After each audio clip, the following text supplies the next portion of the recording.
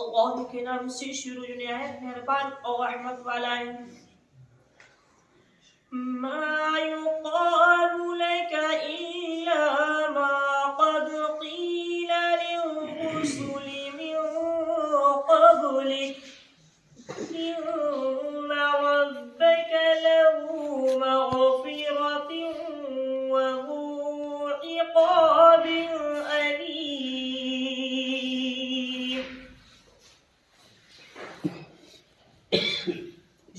بے شک تم سے نہ فرمایا جائے گا مگر وہی جو تم سے اگلے رسولوں کو فرمایا گیا کہ بے شک تمہارا رب بخشش والا اور دردناک عذاب والا ہے.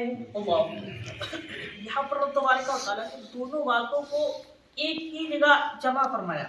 یہ شاہ ہوتا ہے کہ تم سے نہ فرمایا جائے گا مگر وہی جو تم سے اگلے رسولوں کو فرمایا گیا. یعنی میرے آقا صلی اللہ علیہ وسلم سے پہلے جو رسول آئے تھے اللہ رب العزت میرے آقا سے فرماتا ہے کہ وہی تم سے فرمایا جائے گا جو پہلے کے رسولوں سے فرمایا گیا. وہی پیغام لے کر میرے رسول آئے تھے, میرے نبی آئے تھے, جو ان سے پہلے کے رسول آئے, پہلے کے نبی آئے, وہ یہی راستہ لے کر آئے, یہی پیغام لے کر آئے کہ اللہ ایک ہے اور اسی کی عبادت کی جائے, وہی عبادت کے لائق ہے. یہ تمام نبیوں کا پیغام رہا. اللہ رب العزت نے آخر میں میرے نبی احمدی مصطفیٰ صلی اللہ علیہ وسلم کو بھی یہی پیغام لے کر بھیجا. اور تبارک و تعالیٰ نے سب سے پہلے میرے نبی کے نور کو پیدا فرمایا. یہ بھی بات ہے میرے آپ نبی اول بھی ہیں اور آخر بھی ہیں. اول میں سب سے پہلے میرے آقا صلی اللہ علیہ وسلم کا اللہ رب العزت نے نور پیدا فرمایا اور جسمانی طور پر میرے نبی سب نبیوں کے بعد تشریف لائے. میرے نبی جو ہیں وہ اول بھی ہیں آخر بھی ہیں. تو رب تبارک و تعالیٰ نے میرے نبی صلی اللہ علیہ وسلم سے ارشاد فرمایا کہ وہی فرمایا جائے گا جو آپ سے پہلے کے نبیوں کو فرمایا گیا کہ بے شک تمہارا رب بخشش والا بھی ہے اور دردناک عذاب دینے والا بھی ہے. دونوں باتیں, رب تبارک و تعالیٰ بخشتا بھی ہے, دردناک عذاب دینے والا بھی ہے. ہماری اگر وہ بخشش فرما سکتا ہے تو ہم پر عذاب بھی فرما سکتا ہے. عذاب کی کنڈیشن وہی ہوگی جو ہے اگر ہم کوئی غلط کام کرتے ہیں تو اس کے لیے جو مقرر کیا گیا وہی عذاب ہوگا. سب سے جہنم کا سب سے چھوٹا عذاب ہوگا کہ جہنمی کے لیے آگ کے جوتے پہنا دیے جائیں گے. اس کی گرمی کی وجہ سے جس انسان کو جوتا پہنایا جائے گا, اس آگ کی گرمی کی وجہ سے جو انسان پہنے گا اس کا بھیجا کھول کر پگھل کر کے ناک اور منہ سے باہر آئے گا. سوچنے والی بات تو یہ ہے کہ ہم سے آگ کی ہلکی سی چنگاری برداشت نہیں ہوتی. سوچو اگر سراپا آگ کے جوتے پہنا دیے جائیں کیسے برداشت کریں. ہمارے جسم اس لائق نہیں ہے کہ ہم برداشت کر سکیں. ہم تو کیوں جانتے ہیں کہ ہم تو اللہ کی قہر اور جبار والی جو نگاہ ہے وہ تک برداشت نہیں کر سکتے. ہم تو رحمت والے نبی کے صدقے اللہ رب العزت کی رحیمی اور کریمی کو ہی پسند فرما سکتے ہیں. اللہ رب العزت کی رحیمی اور کریمی کو ہی برداشت کر سکتے ہیں. قہر و جباریت کو جو ہے برداشت نہیں کر پائیں گے.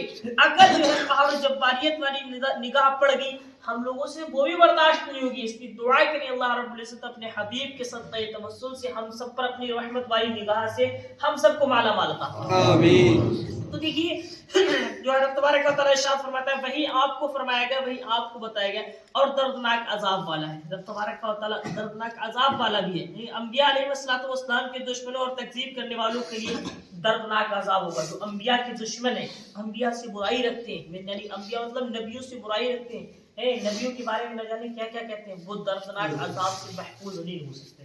اللہ رب العزت نے پہلے کے جو نبی آئے ان کی لوگوں نے بغاوتیں کری, اللہ رب العزت نے ترنت ان کو ہلاک و برباد فرما دیا.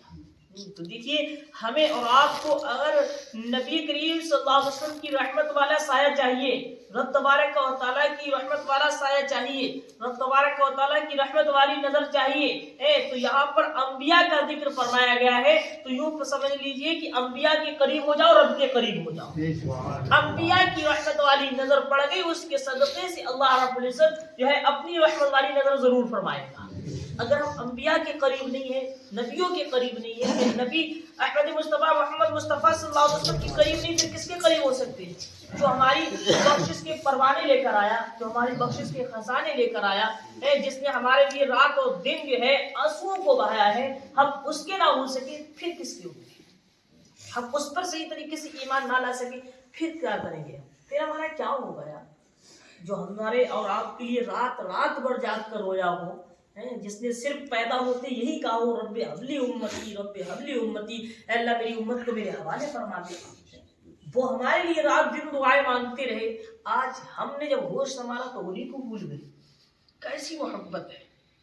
یہ محبت کے تقاضے ہوتے ہیں، یہی محبت کا صلہ ہے۔ وہ تو رات دن ہم سے محبت فرما رہے تھے، لیکن ہم جو ہے ان سے محبت ایک ذرہ کے برابر نہیں کر رہے۔ میرے نبی کا فرمان عالی شان ہے کہ جو مجھ سے ایک ذرہ بھی محبت کرے گا، کل میدان محشر میں اسے جنت میں ساتھ لے کر جاؤں گا۔ لیکن ہمارے یہاں تو محبت کے تقاضے ہی کچھ اور ہیں، دل میں کچھ اور ہے، زبان پر کچھ اور ہے، اس کو محبت نہیں کرتے ہیں، محبت نہیں کہتے۔ محبت اسی کا کہا جاتا ہے کہ میرے نبی نے فرما دیا کہ اللہ ایک ہے، ہم نے دل سے ایمان لیا کہ ہاں اللہ ایک ہے، اس کو محبت کہا جاتا ہے۔